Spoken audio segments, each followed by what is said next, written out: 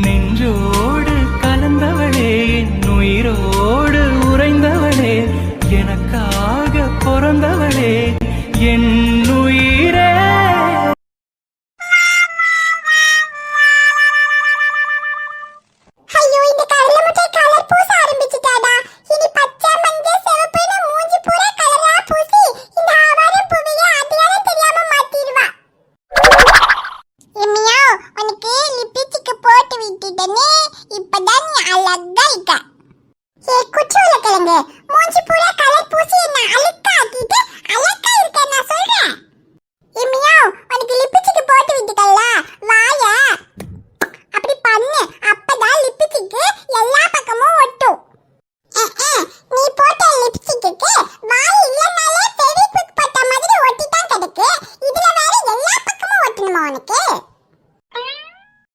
ரியா குட்டி, என்ன பூனை குட்டிக்கு மேக்கப் போட்டு விட்டுட்டு இருக்கியா? ஆமா தாத்தி மாமா, இது பாப்பாவோட மியாவ். இதுக்கு பாப்பா போட்டு வச்சி லிப்ஸ்டிக் போட்டு அப்புறம் மேக்கப் எல்லாம் போட்டு விடுவேன்.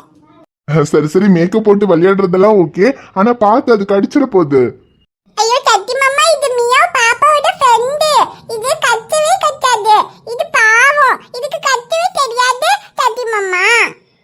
என் குட்டி உள்ள கிழங்க, எனக்கு கடிக்க தெரியாது நான் உன்கிட்ட சொன்னனா?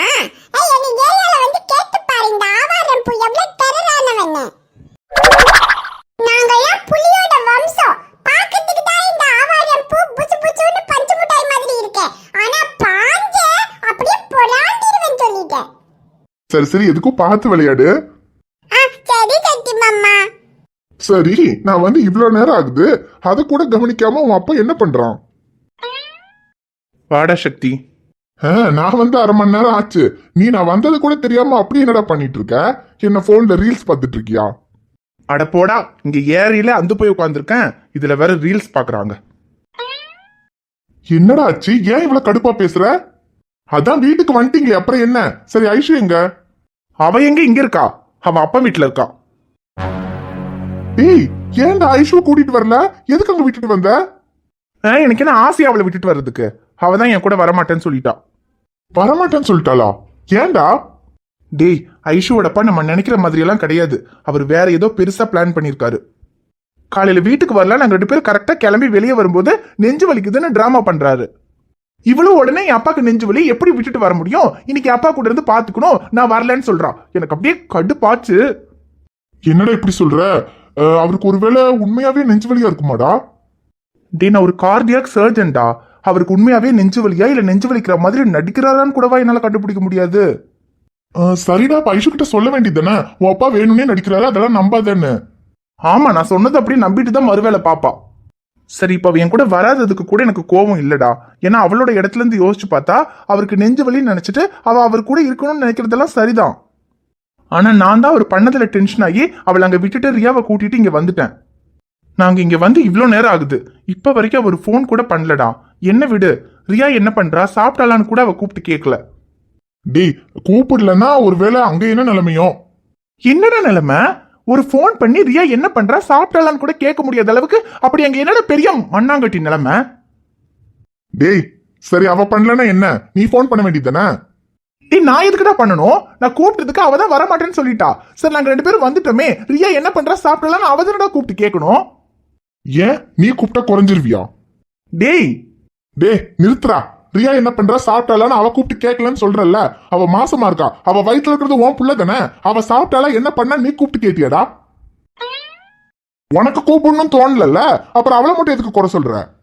இப்படி அவ கூப்பிடுவாளான்னு போனையே வெறிக்க பார்த்துட்டு இருக்க நேரத்துக்கு அவளுக்கு ஒரு போன் பண்ணி பேசியிருந்தேன்னா இந்த பிரச்சனையா முடிஞ்சிட்டு இருக்கும். அவ என்ன அமெரிக்காவிலேயா இருக்கா? இங்க 4 வீடு தள்ளி தானே இருக்கா.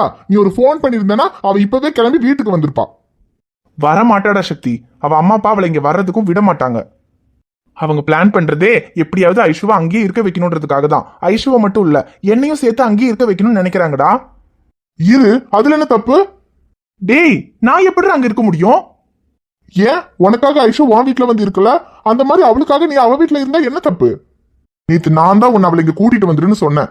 ஆனா அதுக்கப்புறம் யோசிச்சு பார்த்தப்போ ஒருவேளை ஐஷுக்கு இப்படி ஆனதுனால அவளை கூட வச்சு பாத்துக்கணுங்கிறதுக்காக தான் அவங்க அம்மா அப்பா இப்படி பண்றாங்களோ என்னவோன்னு தோணுதுடா. அவங்களோட சமாதானத்துக்காக கொஞ்ச நாளைக்கு ஐஷுவோட நீ அங்க இருக்கிறதுல என்ன தப்பு? ஏன் மாமனார் வீட்டுல இருந்தா கௌரவம் குறைஞ்சிரும்னு நினைக்கிறியா? டே சக்தி, நான் கௌரவம் பாக்குறேன்னு நினைக்கிறியாடா?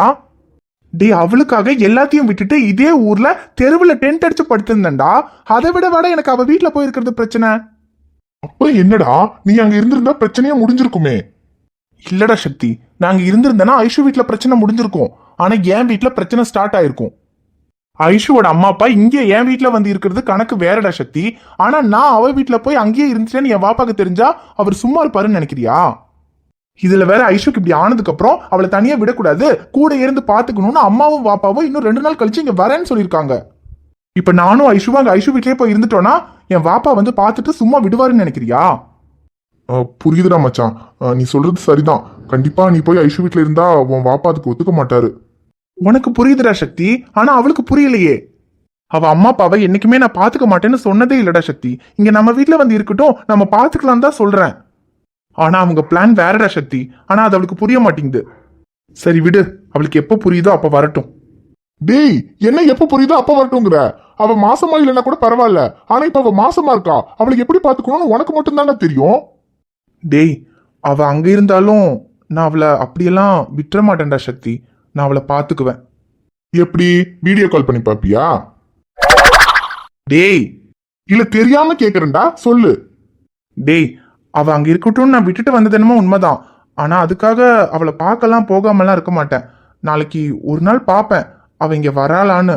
ஒருவேளை அவ இங்க வந்துட்டானா பரவாயில்ல, அப்படி அவ வரலனாலும் நான் அவளை பாக்குறதுக்காக அங்க போவேன்டா. பிரியா குட்டி, நான் கூட உன் அப்பா இவ்வளவு நேரம் சீரியஸா பேசுனது கேட்டு எங்க ரொம்ப கோவமா இருக்கான் போல. உன் அம்மாவை பார்க்க கூட போக மாட்டான், 2 பேரும் சண்டை போட்டு பிரிஞ்சிருவாங்களோன்னு நினைச்சு மூச்சை புடிச்சு டயலாக் பேசிக்கிட்டு இருக்கேன். கடைசியில நாளைக்கு நான் அவளை பார்க்க போவேன்னு சொல்லிட்டான் பாத்தியா? அது அம்மாவை பார்க்க அப்பா போகும்போது பாப்பாவும் மியாவும் போகுமே. ஐயோ, உன்கிட்ட போய் சொன்ன பத்தியா? டேய் சரி, அதான் அவன் நாளைக்கு வந்தாலும் வரலனாலும் அவளை போய் பாப்பேன்னு சொல்லிட்டல, அப்புறம் என்னத்துக்கு இன்னும் போனையே பாத்துக்கிட்டு இருக்க? அதை தூக்கி போட்டு ரியாவை போய் தூங்க வச்சுட்டு நீயும் தூங்கு. நான் வேணா எனக்கு இங்க இருக்கவா? இல்ல வேணாண்டா சக்தி, நீ வீட்டுக்கு கிளம்பு, நான் பாத்துக்கிறேன். டேய் மச்சான். டேய் நான் நல்லா தான் இருக்கேன், நீ கிளம்புன்னு சொன்னேன். சரி, அந்த போனையே பாத்துட்டு இருக்காம போய் தூங்குடா, நான் வரேன். டேய் அம்மு, என்னப்பா? உன் அம்மா இப்ப என்னடா பண்ணிட்டு இருப்பா? அது அம்மா பாத்திரம் கழுவிட்டு இருப்பா, இப்ப வந்துவா. டேய் அம்மு, உன் அம்மாக்கு அப்பாக்கு ஃபோன் பண்ணி பேசணும்னு கூட தோணாதாடா? அது அப்பா அம்மாக்கு ஹலோ கூப்பிடுங்க, அப்பனா அம்மா பேசுவாங்க. அப்போ சாக்கி மஞ்சு பிச்சிக்கு எல்லாம் வாங்கிட்டு வாங்க சொல்லணும். சரி, உனக்கு தூக்கம் வருதாடா? இல்லப்பா, தூக்கமே வரல. நானு மியாவோட விளையாடுறேன். சரி, உனக்கு தூக்கம் வந்தா சொல்லு, அப்பா உன்னை தூங்க வைக்கிறேன்.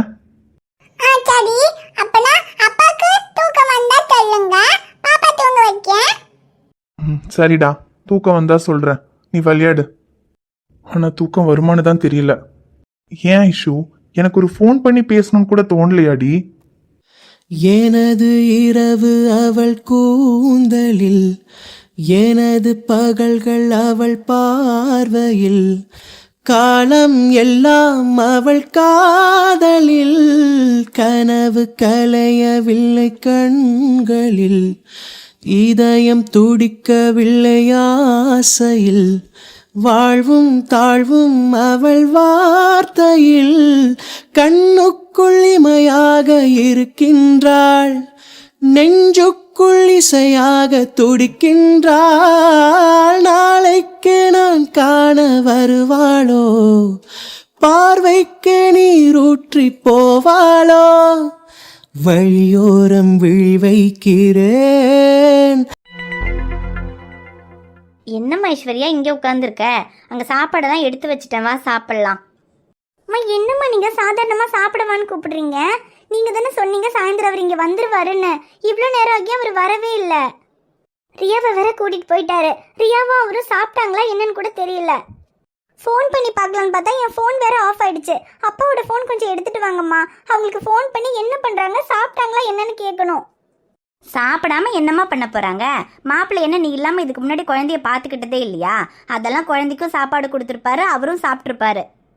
ஆனா இவ்வளோ நேரம் ஆச்சு, நீ மாசமா இருக்க, உனக்கு ஒரு ஃபோன் பண்ணி நீ சாப்பிட்டியா என்னன்னு கேட்கணும்னு அவருக்கு தோணுச்சா? அதுக்கு என் ஃபோன் தான் ஆஃப் ஆயிடுச்சே, அவர் கூப்பிட்டாலும் எனக்கு கிடைக்காதுல்ல. அவ்வளோ அக்கறை இருந்திருந்தா உனக்கு ஃபோன் கூப்பிட்டு கிடைக்காம சுவிட்ச் ஆஃப்னு வந்திருந்தா அவர் இந்நேரத்துக்கு கிளம்பி உன்னை பார்க்க இங்கே வந்திருப்பாரே. இதுல இருந்து என்ன தெரியுது? அவர் உனக்கு ஃபோன் கூட பண்ணி பார்க்கலன்னு தெரியுது. நீ தான் அவரும் பிள்ளையும் சாப்பிட்டாங்களா என்னன்னு யோசிச்சுட்டு சாப்பிடாம உட்காந்துருக்க. ஆனா அவங்க உன்னை பத்தி நினைச்சிருந்தா இந்நேரத்துக்கு இங்க வந்திருப்பாங்கல்ல. மா, அவரே காலையில நான் அவர் கூப்பிட்டு போகலன்ற கோவத்துல இருப்பாருமா. என்னமோ கோவம்? இல்லை நான் தெரியாம கேட்குறேன். மாசமா இருக்க, இதெல்லாம் ஒரு விஷயம்னு சொல்லி கோவப்பட்டுட்டு உன்னை பார்க்க வராம நீ சாப்பிட்டியா என்னன்னு ஒரு ஃபோன் பண்ணி கூட கேட்காம இருக்காரு. இதுதான் அவர் உன் மேல வச்சிருக்கிற பாசமா? இங்க பாரு, உண்மையாவே அவருக்கு உன் மேல பாசம் இருந்தா இப்ப போன் அடிச்சு கிடைக்கலனாலும் நாளைக்கு காலையிலயாவது கிளம்பி உன்னை பார்க்க வரணும். அப்படி வரலன்னா அவருக்கு உன் மேல பாசமே இல்லைன்னு அர்த்தம். அம்மா, என்னம்மா பேசுறீங்க? அப்படியெல்லாம் எதுவும் இல்லை. அவருக்கு என் மேல எவ்வளவு பாசம் இருக்குன்னு எனக்கு தெரியும். அவர் இப்ப எனக்கு கூப்பிடல, என்னை பார்க்க வரலன்றதுக்காகலாம் அவருக்கு என் மேல பாசம் இல்லைனாலும் அர்த்தம் இல்லை. இனி இப்ப அவர் என்னை பார்க்க வரலனாலும் சரி, கூப்பிடலனாலும் சரி, நாளைக்கு காலையில நான் என் வீட்டுக்கு போயிடுவேன். ஐயோ, இவ என்ன காலையில வீட்டுக்கு போயிருவேன்னு சொல்லிட்டு இருக்கா? அவர் வேற எப்படியாவது இவகிட்ட பேசி இங்கே இருக்க வைக்கல சொன்னாரு. ஐயோ ஐஸ்வர்யா, நீ எதுக்கு அவசரப்பட்டு போகணுங்கிற? அவர் முதல்ல நீ இல்லாம இருக்க முடியாதுன்னு உன்னை தேடி வராரா இல்லையான்னு பாப்போம். அம்மா, அவர் என்னை தேடி வராரா இல்லையான்னு அவரோட பாசத்தை டெஸ்ட் பண்றதுக்காக நான் இன்னைக்கு இங்க இருக்கல. அப்பாக்கு நெஞ்சு வலின்னு சொன்னதுனால இன்னைக்கு ஒரு நாள் அவர் கூட இருக்கலான்னு தான் இருந்தேன். ஆனா இப்பதான் அவருக்கு சரியாயிடுச்சுலம்மா. இதுக்கப்புறம் நான் எதுக்கு இங்க இருக்கணும்? நாளைக்கு காலையில விடிஞ்சது நான் என் வீட்டுக்கு போயிடுவேன். இதுக்கப்புறம் உங்களுக்கும் அப்பாவுக்கும் என்ன பார்க்கணும்னு இருந்தா அங்க என் வீட்டுல வந்து பாருங்க. ஐயோ, இவ பேசுறத பார்த்தா நாளைக்கு காலையில கிளம்பி இவ வீட்டுக்கு போயிடுவா போல. இவர்கிட்ட சொல்லி எப்படியாவது இவளை போக விடாம பண்றதுக்கு என்ன பண்றதுன்னு யோசிக்கணும். சரிம்மா, அதை நாளைக்கு காலையில பாத்துக்கலாம். நீ முதல்ல சாப்பிட வா. நான் வரேம்மா, நீங்க போங்க. சரிம்மா, வா. காலையில் அவர் கூப்பிட்டு நான் போகாததுனால அவர் என் மேலே கோவமாக இருப்பாரோ என்னவோ. என்ன இருந்தாலும் அவர் கூப்பிட்டு நான் போகாமல் இருந்திருக்க கூடாது. ரியாவை வேற கூட்டிகிட்டு போயிட்டாரு. 2 பேரும் என்ன பண்ணுறாங்களோ, சாப்பிட்டாங்களோ இல்லையோன்னு கூட தெரியல. பேசாமல் இப்போவே கிளம்பி வீட்டுக்கு போயிடலாமா? சரி, இந்நேரத்தில் கிளம்பி போனால் அப்பாவும் அம்மாவும் வருத்தப்படுவாங்க. நாளைக்கு காலையில் விடியட்டும், என்னானாலும் சரி கிளம்பி நம்ம வீட்டுக்கு போயிடணும். எங்க இன்னைக்கு நீங்கள் கூப்பிட்டு நான் வராமல் இருந்ததுக்கு என்ன மன்னிச்சிருங்க. நாளைக்கு காலையில நான் நம்ம வீட்டுக்கு வந்துருவேங்க. என்னை தாளாட்ட வருவாளோ, நெஞ்சில் பூமஞ்சம் தருவாளோ, தங்கத்தேராட்டம் வருவாளோ, இல்லையே மாற்றம் தருவாளோ,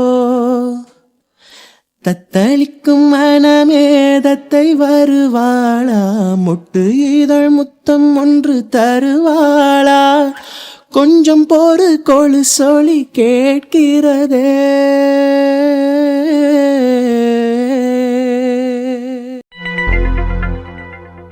ஜோசப், நீ இறந்துட்டேன்னு நான் ரொம்ப வருத்தப்பட்டேன். ஆனா ஒன்ன மாதிரியே இருக்காரே, அவரை பார்த்ததுக்கு அப்புறம் நீ இன்னும் சாகல, அவர் மூலமா நீ இன்னும் உயிரோடு தான் இருக்கேன்னு எனக்கு தோணுது. நீ என்கிட்ட ஒரு பொண்ணை காதலிக்கிறேன்னு சொன்னப்போ உன் சந்தோஷத்துக்காக நான் உன்னை விட்டு கொடுத்துட்டேன். அதனாலதான் இப்ப நான் உன்னை எழுந்துட்டு நிக்கிறேன். ஆனா இப்போ இந்த ஜோசப்பை நான் விட்டு கொடுக்க மாட்டேன். அப்படி விட்டு கொடுத்துட்டா திரும்பவும் நான் உன்னை எழுந்துருவேன் ஜோசப். என்னால உன்னை தவிர வேறொரு வாழ்க்கையை நினைச்சு கூட பார்க்க முடியல ஜோசப். எனக்கு நீ தான் வேணும். உன்ன மாதிரியே இருக்கிற இந்த ஜோசப்பை நிச்சயமா நான் மிஸ் பண்ண மாட்டேன். ஆனா அவருக்கு கல்யாணம் இருக்குன்னு நான் சத்தியமா நினைச்சு கூட பார்க்கல.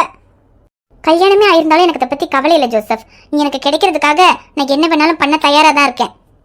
பாக்குறதுக்கு மட்டும் உன்ன மாதிரி இங்க இருக்கிற ஜோசப்பை முழுசா ஜோசஃபாவே மாத்தி திரும்ப நம்ம ஊருக்கு கூட்டிட்டு போவேன். அப்படி மட்டும் நான் கூட்டிட்டு போயிட்டேன்னா நான் மட்டும் இல்ல, நம்ம ஊர்ல இருக்க எல்லாருமே ஜோசப் திரும்ப வந்துட்டான்னு ரொம்ப சந்தோஷப்படுவாங்க. அப்படி இந்த ஜோசப்பை ஊருக்கு கூட்டிட்டு போகணும்னா அதுக்கு முதல்ல ஜோசப்போட மனசை மாத்தணும். அதுக்கு ஜோசப் அன்னைக்கு போனதுக்கு அப்புறம் திரும்ப இங்க வரவே இல்லையே. ஜோசப் இங்க வரலான்னா என்ன, நம்ம ஜோசப்பை தேடி ஜோசப்போட வீட்டுக்கு போவோம். அன்னைக்கு கூட ஃபோன் பண்ணி ஃபோன் எடுக்கலன்னா ஏதாவது எமர்ஜென்சியா இருந்தா இங்க பக்கத்துல தான் என் வீடு இருக்கு, வீட்டுக்கே வான்னு சொல்லி அட்ரஸ் கொடுத்தாரே, அந்த அட்ரஸ்ல போய் அவரை பார்க்கலாம். ஜோசப், நாளைக்கு காலையில உன்னை தேடி நான் உன் வீட்டுக்கே வரேன். ஹாய் ஃப்ரெண்ட்ஸ், எல்லாரும் எப்படி இருக்கீங்க? நிச்சயமா நலமா இருப்பீங்கன்னு நம்புறோம். இந்த வீடியோ உங்களுக்கு பிடிச்சிருந்தா மறக்காம வீடியோவுக்கு ஒரு லைக் போடுங்க. வீடியோ பத்தின கருத்தை மறக்காம கமெண்ட்ல சொல்லுங்க. வீடியோவை உங்க ஃப்ரெண்ட்ஸுக்கும் ஃபேமிலிக்கும் ஷேர் பண்ணுங்க. சேனலை சப்ஸ்கிரைப் பண்ணாம பார்த்துட்டு இருந்தீங்கன்னா சப்ஸ்கிரைப் பண்ணிட்டு பாருங்க. தியா பாப்பா உங்களை பார்க்க